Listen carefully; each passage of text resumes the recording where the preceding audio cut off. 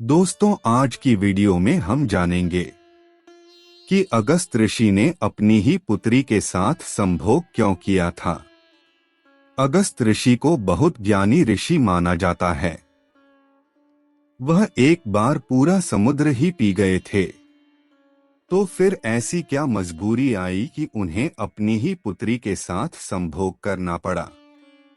दोस्तों, अब हम जानते हैं कि कौन थे ऋषि अगस्त। ऋषि अगस्त राजा दशरथ के राजगुरु थे। उन्होंने अपनी तपस्या से कई शक्तियों को प्राप्त कर रखा था। उनकी गणना सप्त ऋषियों में की जाती थी। महर्षि अगस्त एक वैदिक कालीन महान ऋषि थे। उनके भाई का नाम विश्वा और पिता का नाम पुलक्ष ऋषि था।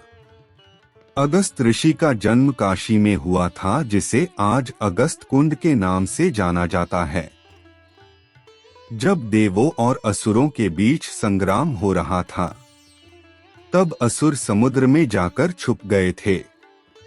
फिर अगस्त ऋषि ने ही सारे समुद्र को पी लिया था और असुरों का संहार हो पाया था। अब हम पहले यह जान लेते हैं कि ऋषि अगस्त का जन्म कैसे हुआ। एक बार सूर्य देव और वरुण देव स्वर्ग की अप्सरा उर्वशी को देखकर उसके प्रेम में पड़ गए। तब उन दोनों को अप्सरा को देखने पर उनका वीर्य निकल गया और इस वीर्य को एक घड़े में बंद करके रख दिया गया। समय के अनुसार 9 महीने बाद उस घड़े में से 2 महान ऋषियों का जन्म हुआ, ऋषि अगस्त और ऋषि वशिष्ठ। अब इन दोनों को एक साथ महत्व वरुण भी कहा जाता है। और इसी के साथ ऋषि अगस्त का जन्म क्योंकि एक घड़े में हुआ था, इसलिए इन्हें कुंभ ऋषि के नाम से भी जाना जाता है। अब हम बात करते हैं कि ऋषि अगस्त ने अपनी ही पुत्री के साथ संभोग क्यों किया था। ऋषि अगस्त ने अपनी तपस्या के बल से एक सुंदर कन्या को उत्पन्न किया था, जिसका नाम लोपामुद्रा रखा गया था। लेकिन जब उन्हें यह पता चला कि विकर्म का राजा संतान प्राप्ति के लिए तप कर रहा है, अर्थात संतान की प्राप्ति न होने से अत्यंत दुखी है, तब ऋषि अगस्त ने उस राजा को अपनी पुत्री लोपामुद्रा गोद दे दी और ऋषि अगस्त की सर्वगुण कन्या को गोद पाकर राजा बहुत प्रसन्न हुआ। फिर समय के साथ लोपामुद्रा राजा के महल में ही बड़ी हो गई, विवाह योग्य हो गई।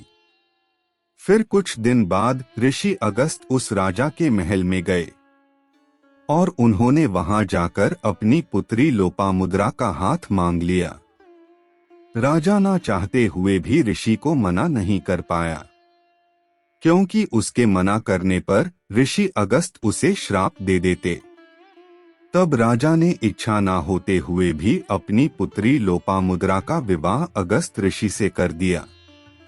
अगस्त ऋषि लोपामुद्रा से विवाह करके उसे अपनी कुटिया पर ले आते हैं।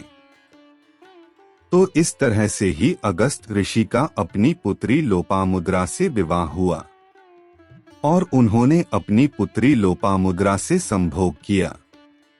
बाद में समस्त ज्ञान के भंडार कहे जाने वाले ऋषि अगस्त अपनी पत्नी लोपामुद्रा के साथ इस कुटिया में अपना जीवन व्यतीत करते हैं। तो आज की इस वीडियो में इतना ही। वीडियो पसंद आई हो तो लाइक करें, शेयर करें और चैनल को सब्सक्राइब करना ना भूलें। धन्यवाद।